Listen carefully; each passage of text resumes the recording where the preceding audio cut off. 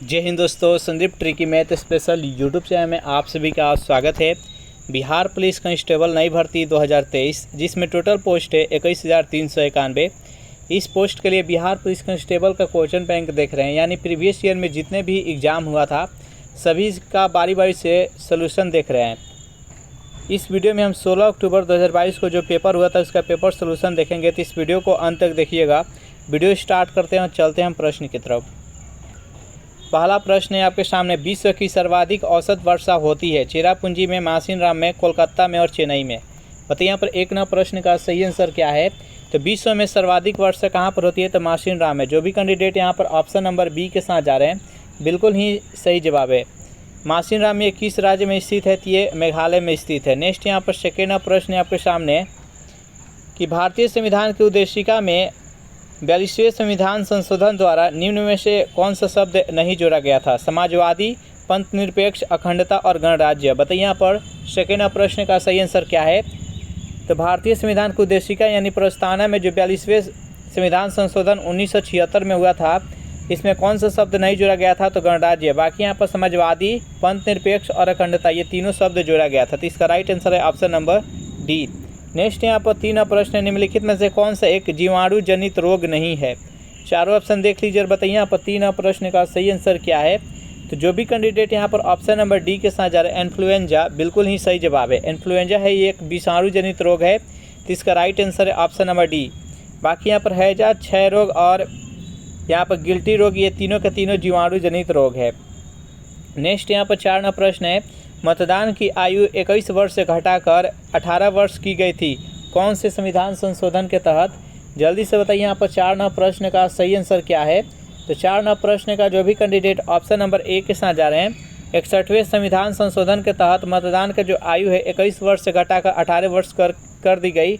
यह संशोधन कब हुआ था, तो 1989 ईस्वी में, याद रखिएगा। इसका राइट आंसर है ऑप्शन नंबर ए। नेक्स्ट यहाँ पर पाँच नंबर प्रश्न है कि स्वच्छ भारत मिशन के तहत खुले में शौच मुक्त घोषित होने वाला प्रथम राज्य कौन था। बिहार, राजस्थान, हिमाचल प्रदेश और सिक्किम। बताइए यहाँ पर पाँच नंबर प्रश्न का सही आंसर क्या है। जो भी कैंडिडेट यहाँ पर ऑप्शन नंबर डी के साथ जा रहे हैं, सिक्किम बता रहे हैं, बिल्कुल ही सही जवाब है। नेक्स्ट यहाँ पर छः नंबर प्रश्न है कि सुप्रसिद्ध फिल्म गांधी का निर्देशन किसने किया था। चारों ऑप्शन देख लीजिए और बताइए यहाँ पर छः नंबर प्रश्न का सही आंसर क्या है।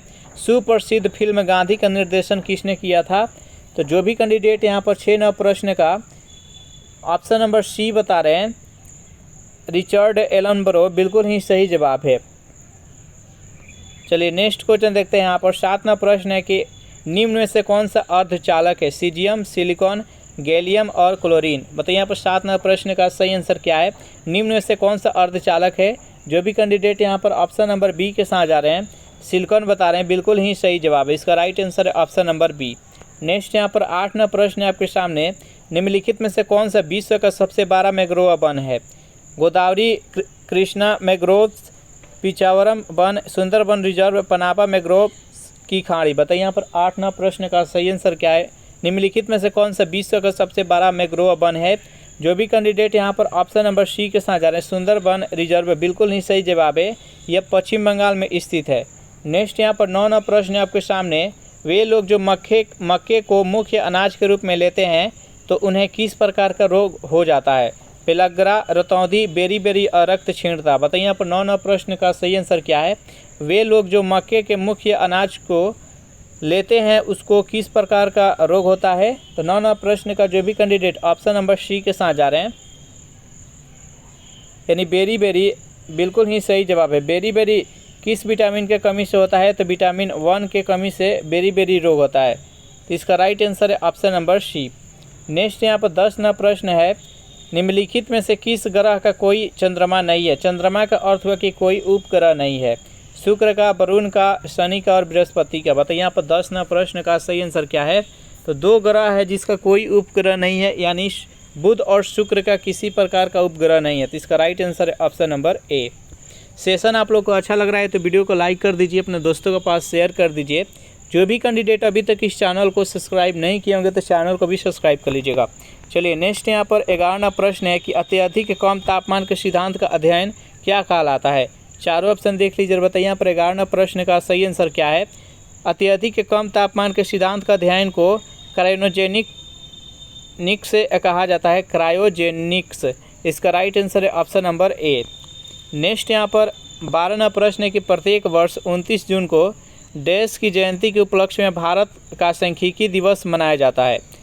जल्दी से बताइए यहाँ पर 12वां प्रश्न का सही आंसर क्या है। तो 12वां प्रश्न का जो भी कैंडिडेट यहाँ पर ऑप्शन नंबर डी के साथ जा रहे हैं, पीसी महालनोबिस, बिल्कुल ही सही जवाब है। और जो भारत में द्वितीय पंचवर्षीय योजना हुआ था 1956 से 61, वो किस मॉडल पर आधारित था? तो महालनोबिस मॉडल पर ही आधारित था। नेक्स्ट यहाँ पर 13वां प्रश्न है, क्लोरोक्विन यौगिक का उपयोग किस रोग के उपचार में करते हैं? पेचिस, डेंगू, टाइफाइड और मलेरिया। बताइए यहाँ पर 13वां प्रश्न का सही आंसर क्या है। तो 13वां नंबर प्रश्न का जो भी कैंडिडेट यहाँ पर ऑप्शन नंबर डी के साथ जा रहे हैं, मलेरिया बता रहे हैं, बिल्कुल ही सही जवाब है। मलेरिया कैसा जनित रोग है? तो मलेरिया है जो कि एक प्रोटोजोआ जनित रोग है। तो इसका राइट आंसर है ऑप्शन नंबर डी। नेक्स्ट यहाँ पर 14वां प्रश्न है, कोलंबस ने किस बंदरगाह से अपनी महान यात्रा के लिए प्रस्थान किया था? चारों ऑप्शन देख लीजिए और बताइए यहाँ पर 14वां प्रश्न का सही आंसर क्या है। कोलंबस ने किस बंदरगाह से अपनी महान यात्रा के लिए प्रस्थान किया था? तो जो भी कैंडिडेट यहाँ पर ऑप्शन नंबर ए के साथ जा रहे हैं, पालोस बंदरगाह, बिल्कुल ही सही जवाब है। कोलंबस ने किस देश का खोज किया था?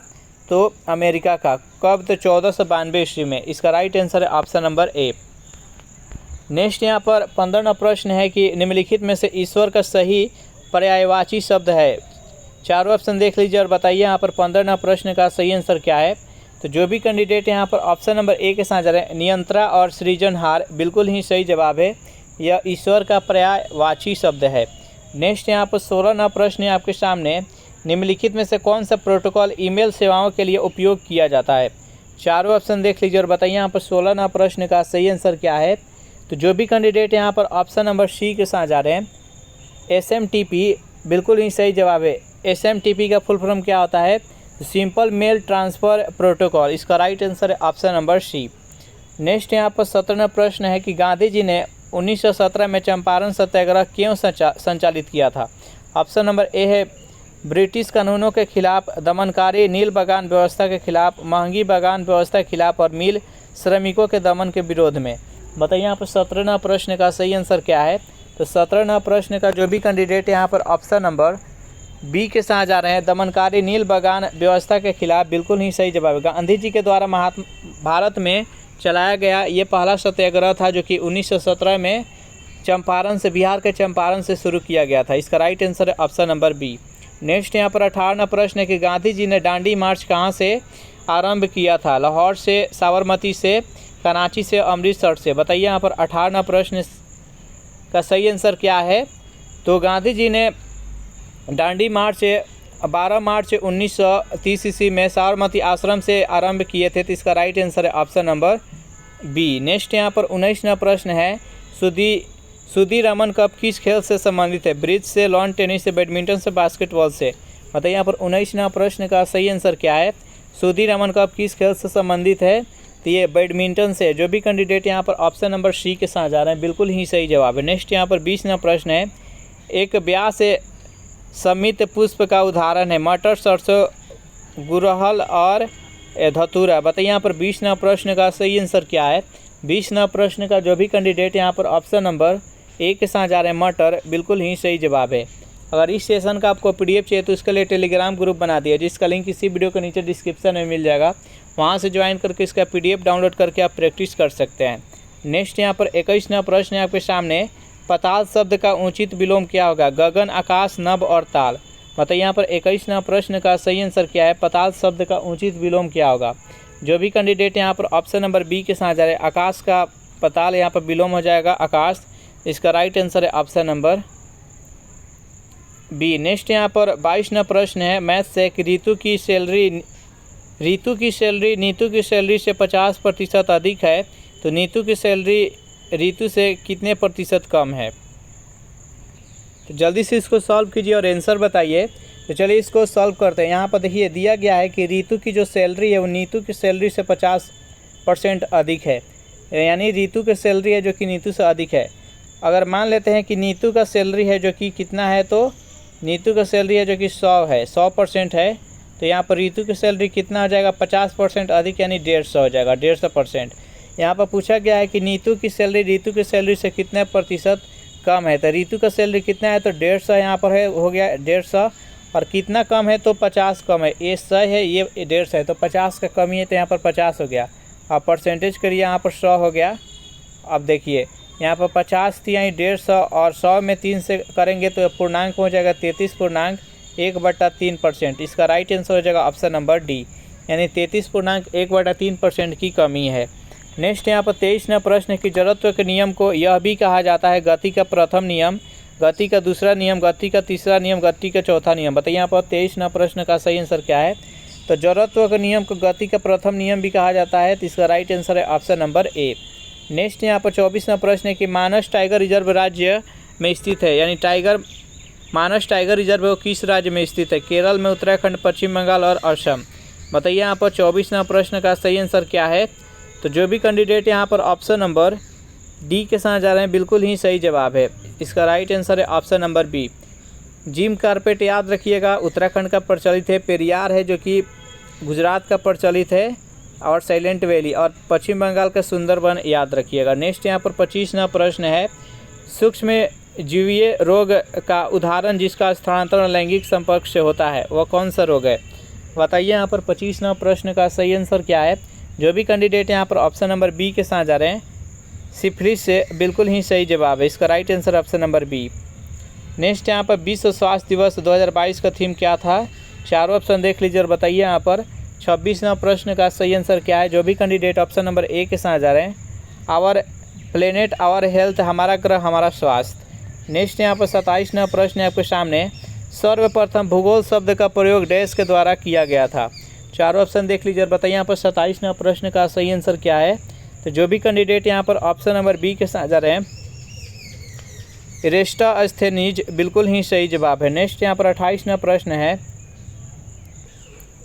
भारत में बिहार का सबसे जिसके उत्पादन के लिए विशिष्टीकरण है यह है, यानी भारत में बिहार में किसका उत्पादन सबसे अधिक होता है। बेर, लीची, आम और गन्ना। बताइए यहाँ पर 28वां प्रश्न का सही आंसर क्या है। तो लीची। जो भी कैंडिडेट यहाँ पर ऑप्शन नंबर बी के साथ जा रहे हैं बिल्कुल ही सही जवाब है। नेक्स्ट यहाँ पर 29वां प्रश्न है 1857 की क्रांति के समय निम्नलिखित में से कौन भारत के गवर्नर जनरल थे। जल्दी से बताइए यहाँ पर 29वां प्रश्न का सही आंसर क्या है। तो जो भी कैंडिडेट यहाँ पर ऑप्शन नंबर बी के साथ जा रहे हैं लॉर्ड कैनिंग, बिल्कुल ही सही जवाब है। इसका राइट आंसर है ऑप्शन नंबर बी। नेक्स्ट यहाँ पर 30वां प्रश्न है कि निम्न में से कौन सा साख का औपचारिक स्रोत है। व्यापारी, सहकारी समितियाँ, साहूकार और मित्र और रिश्तेदार। बताइए यहाँ पर 30वां प्रश्न का सही आंसर क्या है। जो भी कैंडिडेट यहाँ पर ऑप्शन नंबर बी के साथ जा रहे हैं सहकारी समितियाँ, बिल्कुल ही सही जवाब है। चलिए नेक्स्ट यहाँ पर 31वां प्रश्न देखते हैं। प्रश्न है कि निम्न में से कौन सा वर्ण कोहरे से न्यूनतम परिकीर्णित होता है। बैगनी, नीला, लाल और पीला। बताइए यहाँ पर 31वां प्रश्न का सही आंसर क्या है। निम्न में से कौन सा वर्ण है यानी कलर है जो कोहरे में भी कम परिकीर्णन होता है। तो वह है लाल, क्योंकि इसका तरंग दैर्घ्य सबसे अधिक होता है। इसका right answer option number C. Next यहाँ पर 32वां प्रश्न है कि 50 miles dash a long distance. 50 miles है जो कि एक निश्चित दूरी है, तो इसके लिए सिंगुलर वर्ब का प्रयोग करते हैं। तो इसका राइट आंसर हो जाएगा option number B, 50 miles is a long distance. इसका राइट आंसर है ऑप्शन नंबर बी। नेक्स्ट यहाँ पर 33वां प्रश्न है निम्नलिखित में से किस उपकरण का उपयोग किसी तरल पदार्थ के विशिष्ट गुरुत्व को मापने के लिए किया जाता है। बैरोमीटर, हाइड्रोमीटर, विस्कोमीटर और स्टेलेगोमीटर। बताइए यहाँ पर 33वां प्रश्न का सही आंसर क्या है। निम्नलिखित में से किस उपकरण का उपयोग किसी तरल पदार्थ के विशिष्ट गुरुत्व मापने के लिए करते हैं। तो 33वां प्रश्न का जो भी कैंडिडेट ऑप्शन नंबर बी के साथ जा रहे हैं हाइड्रोमीटर, बिल्कुल ही सही जवाब है। नेक्स्ट यहाँ पर 34वां प्रश्न है आपके सामने, complete the following sentence with the appropriate tense. Passengers dash to smoke in the train.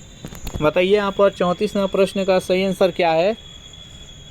34वां प्रश्न का जो भी कैंडिडेट ऑप्शन नंबर डी के साथ जा रहे हैं यानी पैसेंजर्स से are not allowed to smoke in the train. इसका राइट आंसर है ऑप्शन नंबर डी।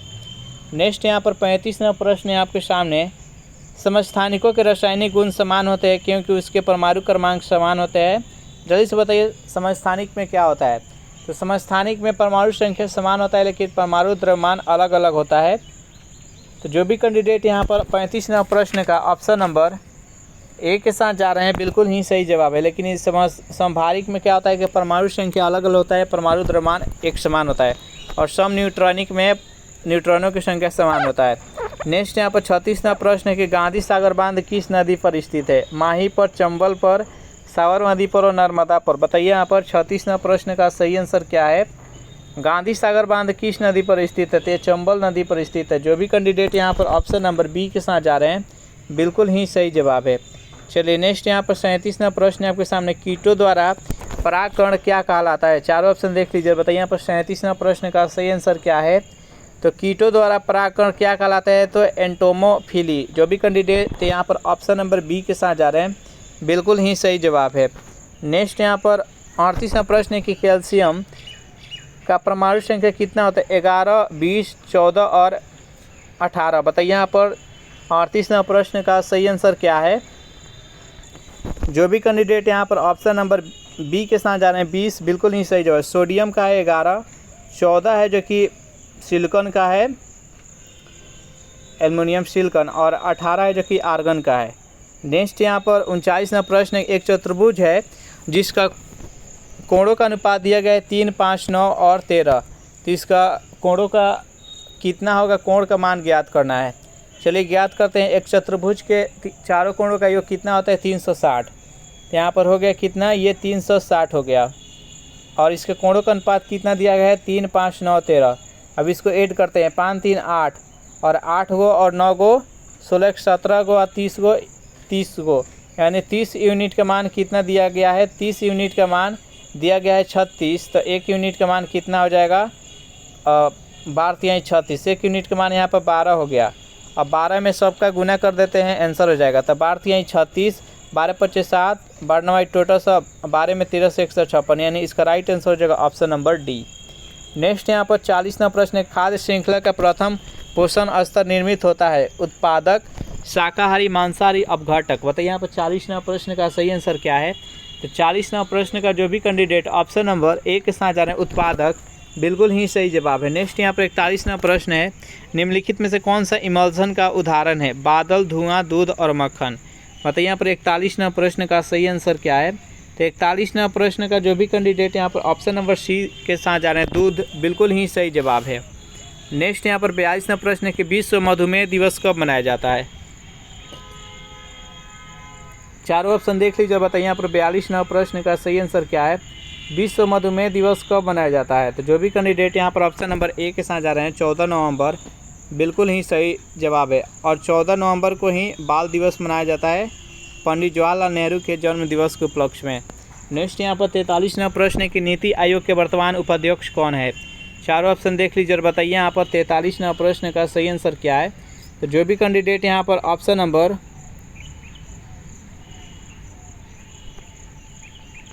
डी के साथ जा रहे हैं सुमन बेरी बिल्कुल ही सही जवाब। इसका राइट आंसर है ऑप्शन नंबर डी। नेक्स्ट यहाँ पर 44वां प्रश्न है कि गांधी शांति पुरस्कार के नवीनतम विजेता डैश है? कौन सा देश है? श्रीलंका, भूटान, पाकिस्तान और बांग्लादेश। बताइए यहाँ पर 44वां प्रश्न का सही आंसर क्या है? जो भी कैंडिडेट यहाँ पर ऑप्शन नंबर डी के साथ जा रहे हैं बांग्लादेश बिल्कुल ही सही जवाब है। नेक्स्ट यहाँ पर एटीपी के अंतस्थ फास्फोरस से संलग्न बंध के खंडित होने पर कितनी तुल्य ऊर्जा मोचित होती है? जल्दी से बताइए यहाँ पर 45वां प्रश्न का सही आंसर क्या है? जो भी कैंडिडेट यहाँ पर ऑप्शन नंबर डी के साथ जा रहे हैं 30.5 किलो जूल प्रति मोल। इसका right answer option number D. 46वां प्रश्न है कि केंद्रीय तंत्रिका तंत्र निर्मित होता है मस्तिष्क से और कपालीय तंत्रिकाओं द्वारा। चारों ऑप्शन देख लीजिए और बताइए यहाँ पर 46वां प्रश्न का सही आंसर क्या है? जो भी कैंडिडेट यहाँ पर ऑप्शन नंबर सी के साथ जा रहे हैं मस्तिष्क और मेरुरज्जु द्वारा बिल्कुल ही सही जवाब। इसका राइट आंसर है ऑप्शन नंबर सी। 47वां प्रश्न है कि निम्न में से कौन सी समिति चुनाव सुधारों से संबंधित नहीं है? चारों ऑप्शन देख लीजिए और बताइए यहाँ पर 47वां प्रश्न का सही आंसर क्या है? निम्न में से कौन सी समिति चुनाव सुधारों से नहीं है? तो जो भी कैंडिडेट यहाँ पर ऑप्शन नंबर बी के साथ जा रहे हैं थुंगन समिति बिल्कुल ही सही जवाब है। नेक्स्ट यहाँ पर 48वां प्रश्न है कि INS विराट हाल ही में खबरों में था वह एक डैश है? टैंक है, मिसाइल है, विमान वाहक पोत है, हेलीकॉप्टर है। बताइए यहाँ पर 48वां प्रश्न का सही आंसर क्या है? तो 48वां प्रश्न का जो भी कैंडिडेट ऑप्शन नंबर सी के साथ जा रहे हैं विमान वाहक पोत है, इसका right answer option number C. काल बैसाखी चलती है राजस्थान में, महाराष्ट्र में, मध्य प्रदेश में और पश्चिम बंगाल में। मतलब यहाँ पर 49वें प्रश्न का सही आंसर क्या है, तो काल बैसाखी चलती है तो पश्चिम बंगाल में। इसका राइट आंसर है ऑप्शन नंबर डी। नेक्स्ट यहाँ पर 50वां प्रश्न है आपके सामने कि कायिक प्रवर्धन का लाभ यह है कि इस प्रकार उत्पन्न सभी पौधे होते हैं डैश। यहाँ पर चारों ऑप्शन देख लीजिए और बताइए यहाँ पर 50वें प्रश्न का सही आंसर क्या है, तो अनुमानसिक रूप से समान। जो भी कैंडिडेट यहाँ पर ऑप्शन नंबर बी के साथ जा रहे हैं बिल्कुल ही सही जवाब है। इस प्रकार ये सेशन यहीं पर समाप्त हो रहा है। सेशन आप लोग को कैसा लगा ज़रूर कमेंट करके बताइएगा। सेशन आप लोग को अच्छा लगा हो तो वीडियो को लाइक कर दीजिए, अपने दोस्तों के पास शेयर कर दीजिए। जो भी कैंडिडेट अभी तक इस चैनल को सब्सक्राइब नहीं किए होंगे तो फटाफट चैनल को सब्सक्राइब कर लीजिए। Thanks for watching this video. मिलते हैं नेक्स्ट वीडियो में।